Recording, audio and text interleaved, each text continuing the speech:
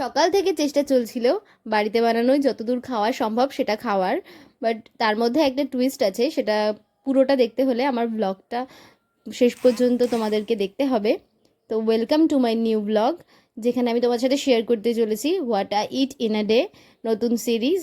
So সকালবেলায় দেখলাম বাড়িতে এত সুন্দর টাইম ফুল ফুটেছে, তাই তোমাদের সাথে শেয়ার করে নিলাম। আমাদের এখানে এটাকে টাইম ফুলই বলা হয়, তোমাদের ওখানে কি বলা হয় আমাকে জানিও। আর দেখো এর স্পেশালি এটা কালার মিক্সড আপ করে হয়েছে, একটা গাছে ইয়েলো কালারও এসছে আবার রেড কালারটাও এসছে।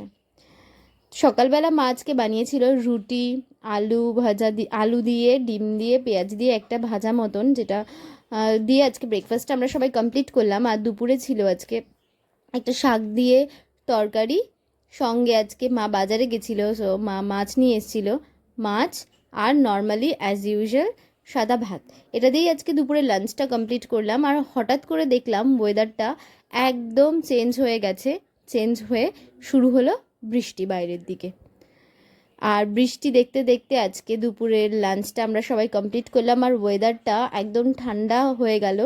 তোমাদের ওখানে বৃষ্টি হয়েছে না কি না আমাকে কমেন্ট করে জানিও। তো প্রথমে আমি শাক দিয়ে ভাতটা খেয়ে নিলাম, এটা ছিল কুমড়ো শাক, যার সাথে ছিল থোর, আলু, বেগুন সব দিয়ে একটা মিক্স টাইপের। তারপর খেয়ে নিলাম মাছটা দিয়ে, মাছটা ছিল একটু শুকনো শুকনো আর ভীষণ ঝাল, যার মধ্যে একটু লেবু দিয়ে নিলাম, আর খেতে হয়েছিল অসাধারণ। আর এই যে সেই টুইস্ট, বিকালবেলায় বাড়িতে এসে দেখলাম ভাই সন্ধেবেলায় নিয়ে এসছে মোগলাই, যেটা সত্যিই খেতে দুর্দান্ত ছিল। আমি বেশি খাইনি, তবুও আজকের হোমমেড ফুড খাওয়ার চ্যালেঞ্জটা করা হলো না তাই। আর যদিও এটা অনেক দিন পর খেলাম আর খেতেও অসাধারণ হয়েছিল, তো এটা দিয়ে আজকে বিকেলের টিফিনটা আমরা সবাই মিলে কমপ্লিট করে নিলাম।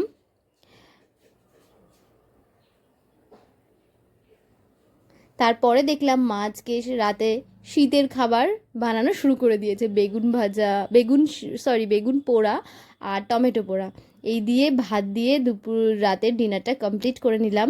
তোমরা জানিও যে আমার ব্লগটা কেমন লাগলো, আর সঙ্গে থেকো পরের সিরিজের জন্য। Thank you.